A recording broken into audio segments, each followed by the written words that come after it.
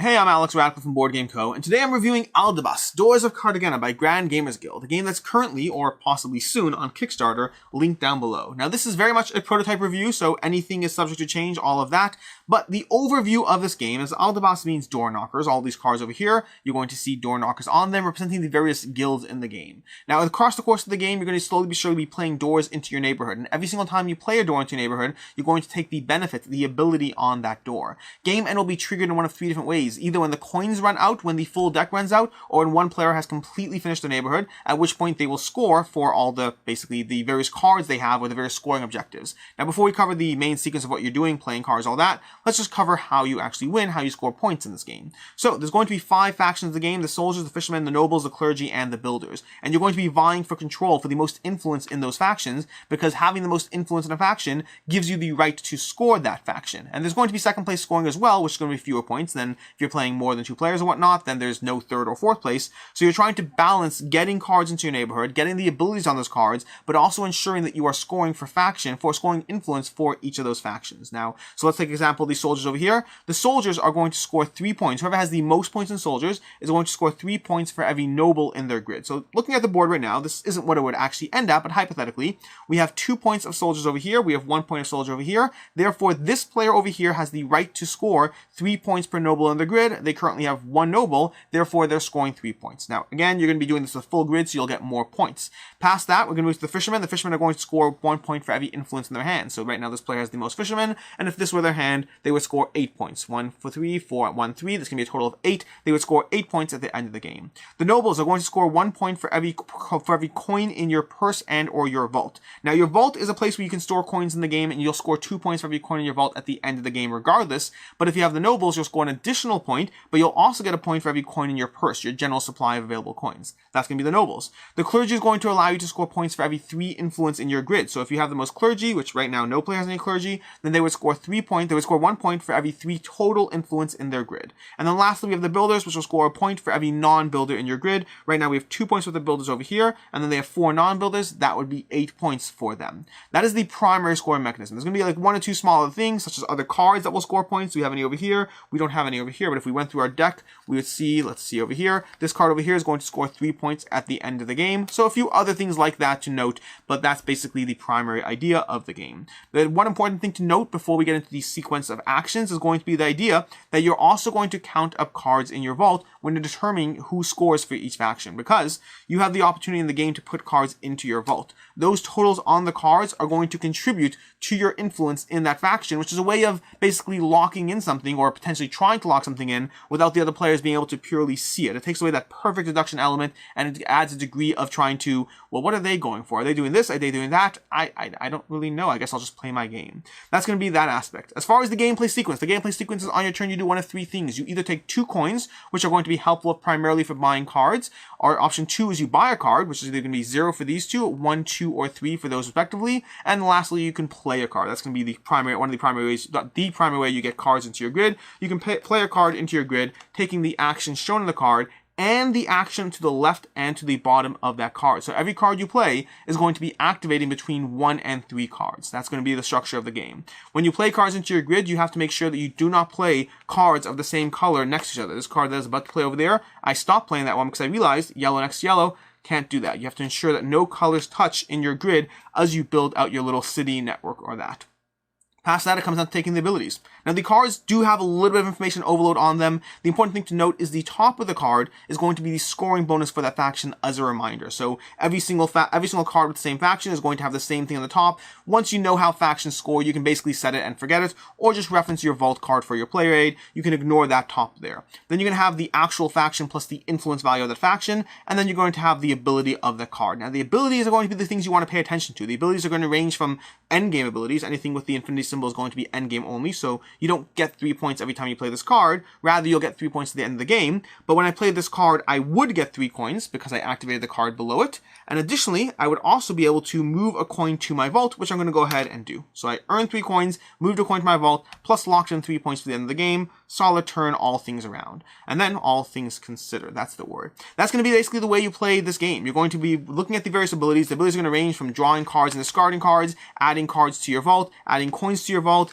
You'll also be able to get various upgraded benefits. So for instance, this card over here says that whenever I move a coin, I can move an additional coin. So if I have this in my grid, which I did, I could have actually moved 2 coins to my vault when I triggered the move the coin to the vault action. Then there's going to be things like stealing coins from other players, as well as things that will reduce the cost of cards in the card row. Whenever you have these builder cards, they're going to reduce the cost of these, so now it's 0, 0, 0, 1, 2 instead of 0, 0, 1, 2, 3. And yes, those abilities can stack and get progressively more powerful to the point that someone can get all the builders and just be able to buy cards for free whenever they want. Don't let them do that, because that will definitely give them an edge in this game. That's going to be the gameplay overview. You're going to keep doing that until ultimately one player wins, and probably something I should have said in the beginning, but make sure to watch the Kickstarter video of how to play this game, because honestly, in about 3 minutes, you'll get a much better idea of everything I just said, which would have been a really helpful thing to say at the beginning of the video. As far as the review part of this video, as far as what I liked, didn't like, and see others not liking, all of that, overall, to begin with, Aldabas Doors of Cartagena is going to be a game that is giving you a puzzle. It's giving you a puzzle of trying to basically build out your network in a very short time frame. This game is like a 15-20 minute game. Side of the box is 30 minutes. We were playing it primarily 2 players, so maybe that's the bias there. But effectively, you can knock out this game in like 20 minutes at a time, and then just put down cards, put them into your grid, activate abilities, rinse, repeat, score up your things, and then get points. It's a puzzle of how you combine those that is the rewarding part of this game, because any individual ability is not particularly amazing, not particularly overpowerful, but the game is going to get better and better because you're going to have those tableau-based abilities that you're going to be able to lock in certain cards that will give you increasingly more powerful abilities.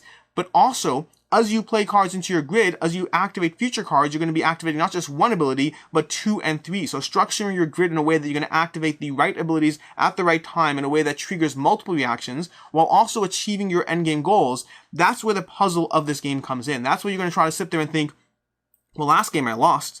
I don't know exactly what I did wrong, but I have to do something better if I want to win. And you start structuring what you can do. Do you perhaps play more cards into your vault so you can get more influence bonuses? Do you perhaps say forget that and just start locking up tons of coins while primarily just going for the nobles, so you'll end up getting a ton of points from just the nobles and the coins over there? There's a bunch of different pathways to victories, and they all come down to juggling where you think you can lock in the most influence in this game, which decisions you can make that will get you the best combination of, well, what you can get, because you can't get everything in this game. You're not going to score influence for all 5 of the guilds, almost certainly not, unless someone's doing something very, very wrong. So it's a question of choosing which guilds best complement what's currently going on in your engine. And that's going to be the main aspect of that. Combine the game with the fact that, like I said already, it's quick to teach, quick to play, easy and all that, and ultimately Aldabas Doors of Cartagena is a nice, solid little puzzle.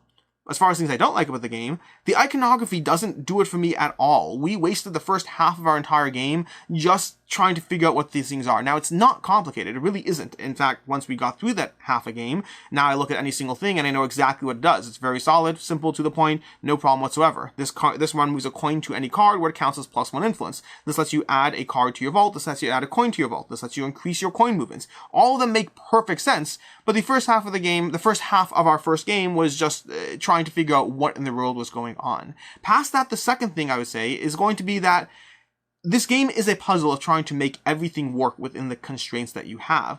The problem is that it ends up being a little bit too much, a little too thinky for the game length. This game very much falls into the category of being a thinky filler. Again, a term that I remember using for Mercado de Lisboa was termed as a thinky filler, and this is going to have that same problem. It's a 20-minute game where every single thing is like, well, this is going to be +2 to my influence here, which means I'm more likely to score for the fisherman, which is great, but then I also need to get that ability and this. There's a ton of back and forth and number crunching in this game. It's a lot of number crunching to try to figure out what's the best cohesive combination of things, and it's fairly abstract in what it's doing, which I guess I should go to the things I can see others not liking, which is this game is fairly abstract in what it's doing. I don't mind the abstract nature. The only reason I even mentioned it at all for myself is that potentially a less abstract system could add to the degree of cohesion that the various elements all work together. For myself, it ends up being a very much a number crunchier experience. And as far as what I can see others not liking is you may be bothered by the fact that it's an abstract game. I don't know if I have anything else about the game that you can see others not liking. As far as my final thoughts on Aldabas Doors of Cartagena, it is a very solid puzzle. It plays quickly, it teaches quickly, it is rewarding to actually sit there and min-max your score to get what you need out of it, and to have that thing where you load up points into your vault, and then someone else scores this, and you score that, and you add it all up, and you see who won, and then you try again, and you do better. The system is a clean, simple system that I enjoy. I just don't love the fact that it is It's very much a thinky, number crunchy game in a lighter game than I usually like for that kind of thing. When I'm playing a longer 2-hour experience and there's a lot of min-maxing, that's great. In a 20-minute filler, it feels a bit out of place, but it does get better the more you play it. Overall, I'd say Aldabass is a 3 out of 5. If the idea of the light sequencing and the, well, not light, if the idea of the sequencing and optimization and thinkiness involved in the game doesn't scare you off, then this is a solid game with a lot of pathways to victory, a lot of things you can try in it, and this is obviously prototype. I don't know what else is in the Kickstarter or not in the Kickstarter or any of that. Until next time, I'm Alex Radcliffe from Board Game Co. Hope you enjoyed this video, and as always, have a good one.